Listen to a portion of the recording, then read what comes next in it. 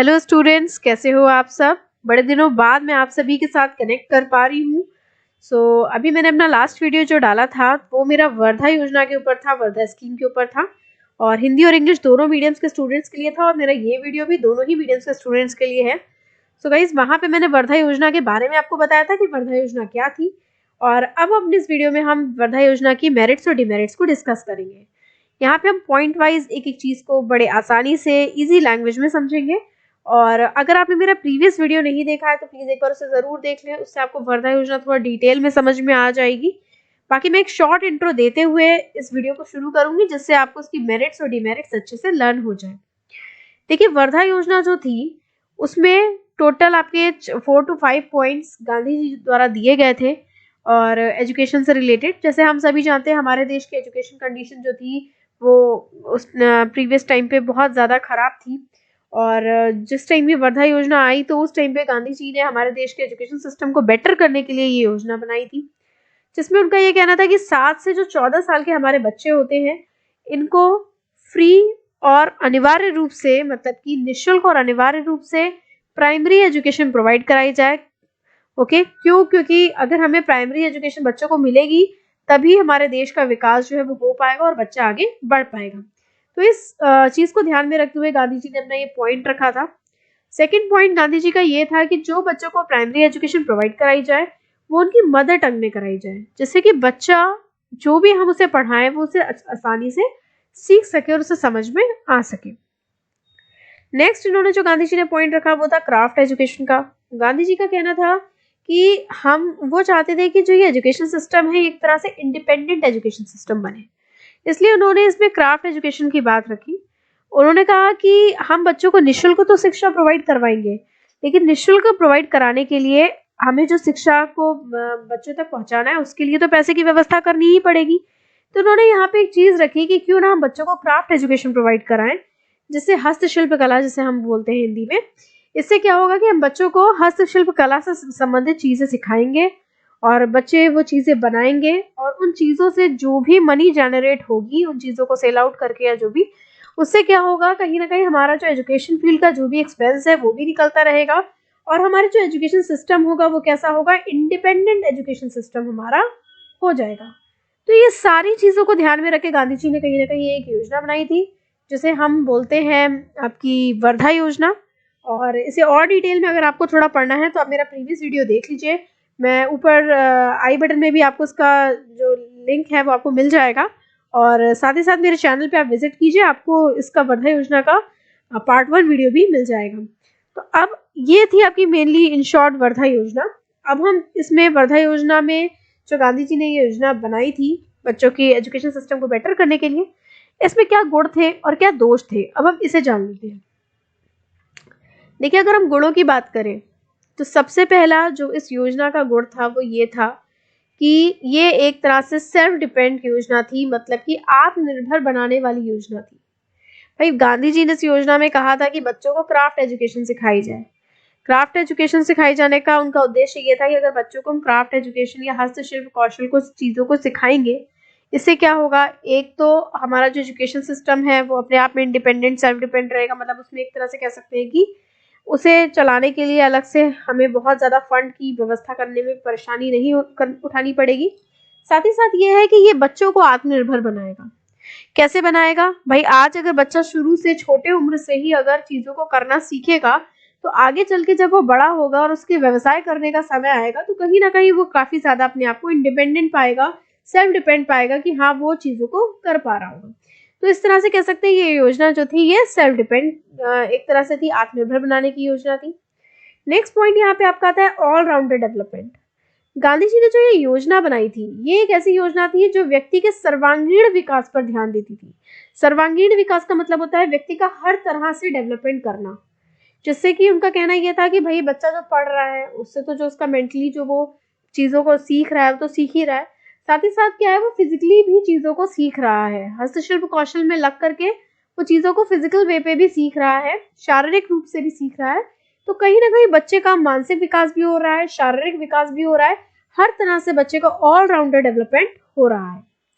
Next इनका जो third point इनकी अगर हम बोले कि इनकी योजना का जो गुण है वो है real life preparation. Gandhi ji की इस योजना को हम रियल लाइफ प्रिपरेशन भी एक तरह से बोल सकते हैं कि जो योजना थी एक ऐसी योजना थी जो व्यक्ति की रियल लाइफ के लिए व्यक्ति को तैयार करती थी कहीं ना कहीं। नेक्स्ट पॉइंट आपका आता है free education for 7 to 14 year age student. Sorry students, यहाँ पे मैंने ये ईयर को YR लिखने के बजाय मैं YT लिख गई हूँ, सो ये एक स्पेलिंग मिस्टेक है, इसे आप अवॉइड कीजिएगा प्लीज। सो यहाँ पे क्या है कि यहाँ पे फ्री एजुकेशन जो थी गांधी जी ने, जैसे मैंने आपको भी बताया कि 7 से 14 साल के बच्चों के लिए यहाँ पे फ्री एजुकेशन प्रोवाइड कराने की बात गांधी जी ने कही थी।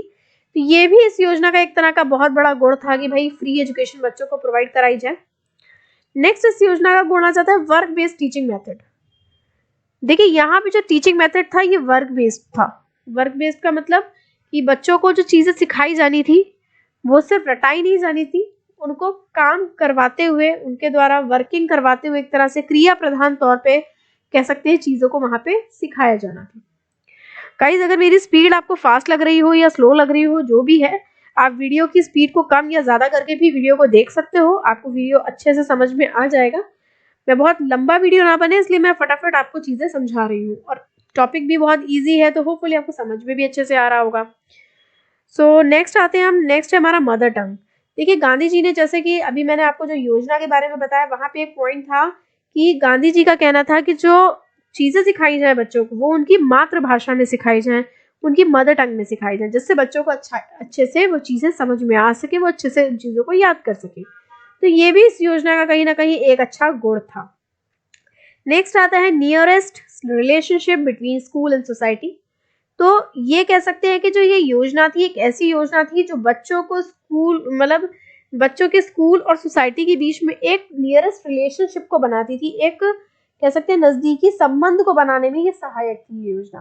क्योंकि बच्चा स्कूल में क्या होता है कि स्कूल में तो बच्चा सीखता ही है, मानसिक तौर पे तो वो अपने आप को डेवलप करता ही है, लेकिन अगर हम बच्चों को हस्तशिल्प कौशल जैसी चीजें सिखाएंगे तो वो कहीं ना कहीं हमारी सोसाइटी से भी जुड़ेगा, और सोसाइटी में कह सकते हैं कि सरवाइव करने के लिए उसको धीरे धीरे वो चीज़ों को और अच्छे से समझता जाएगा। तो कहीं ना कहीं एक नियरेस्ट रिलेशनशिप जो है ये इसे बनाती थी। अब इसके आगे अब हम इसके डिमेरिट्स पे आ जाते हैं। देखिए फ्रेंड्स, मेरिट्स तो और भी आपको कई सारी मिल जाएंगी, मैंने ओवरऑल आपको कुछ यहाँ पे मेरिट्स आपके साथ डिस्कस की हैं। और अगर आप बीएड एग्जाम की प्रिपरेशन कर रहे हो और आप अगर इतनी भी मेरिट्स लिख के आ जाते हो दैट इट्स इनफ। बाकी अगर आपके पास बुक्स होंगी, स्टडी मटेरियल होगा, आप उससे और भी मेरिट्स अच्छे से लर्न कर सकते हो, कोई इशू नहीं है। और अब हम डिमेरिट्स में आते हैं। डिमेरिट्स में आगे बढ़ने से पहले मैं आप सभी से कहना चाहती हूँ कि प्लीज़ चैनल को यार लाइक कर दो, वीडियो अच्छा लग रहा हो तो, और इसे चैनल को सब्सक्राइब कर दो। मेरे इस चैनल में काफ़ी सारे बीएड के स्टडी मटेरियल ऑलरेडी अवेलेबल है आपके चारों पेपर्स के लिए। सो अगर आप बीएड की प्रिपरेशन कर रहे हो तो प्लीज़ आप मेरे चैनल पे एक बार विजिट ज़रूर करो, चैनल को सब्सक्राइब कर लो। इसमें आपको काफ़ी सारा स्टडी मटेरियल, असाइनमेंट, सब चीज़ें मिल जाएंगी जो आपकी बीएड की प्रिपरेशन को बहुत अच्छा कर पाएंगी, और मैं कोशिश करूँगी कि मैं आगे भी आपकी और ज़्यादा हेल्प करती रहूँ। सो अब हम आगे बढ़ते हैं, डिमेरिट्स पे आते हैं इसकी। देखिए अगर हम इसकी डिमेरिट्स की बात करें, इस योजना की बुराइयाँ क्या थी, दोष क्या थे। सबसे बड़ा दोष था कि ये योजना आपकी इनकम्प्लीट प्लानिंग पे बेस्ड थी। कहीं ना कहीं इसकी जो योजना की जो प्लानिंग बनाई गई थी, जो प्लान किया गया था, वो कहीं ना कहीं इनकम्प्लीट प्लान था। क्योंकि इस योजना में आपका क्या था कि इस योजना में ग्रामीण आवश्यकताओं पे ही सिर्फ ध्यान दिया गया था। नगर में जो कह सकते हैं अर्बन एरियाज जो होते हैं, नगरीय एरियाज जो होते हैं, उनकी जो नीड्स होती है, आवश्यकताएं होती हैं, उनको कहीं ना कहीं ध्यान में नहीं रखा गया था। क्योंकि हम जानते हैं कि गांव और अगर शहर की अगर हम बात करें तो दोनों की नीड्स कहीं ना कहीं अलग अलग होती हैं। तो यहाँ गांव के नीड्स को तो ध्यान में रखा गया, मगर शहर की नीड्स को उतना ध्यान में नहीं रखा गया था, जो इसका एक बहुत बड़ा दोष कहलाता है। नेक्स्ट आता है lack of relation from higher education. देखिए आपकी इस एजुकेशन सिस्टम में सिर्फ और सिर्फ बात करी गई थी आपके प्राथमिक स्तर की शिक्षा से रिलेटेड।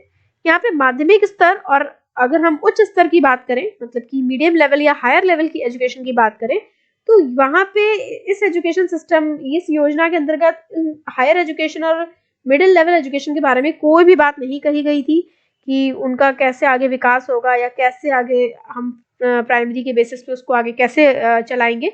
इसकी कोई भी बात नहीं कही गई थी, जो जिसका वर्णन कहीं ना कहीं इसमें होना जरूरी था। नेक्स्ट आता है अनयूजुअल फॉर सिटी एरियाज। जैसे कि मैंने आपको बताया कि जो ये योजना थी ये शहरी स्पेशली एम्फसाइज फॉर हैंडीक्राफ्ट। देखिए यहाँ पे क्या है कि इसमें इस योजना में आपको स्पेशली कहीं ना कहीं आपने देखा है, पढ़ा है कि हैंडक्राफ्ट्स को सबसे ज़्यादा एम्फसाइज किया गया, उस पर सबसे ज़्यादा जोर दिया गया है। ये भी कहीं ना कहीं इसका एक दोष था। दोष क्यों था?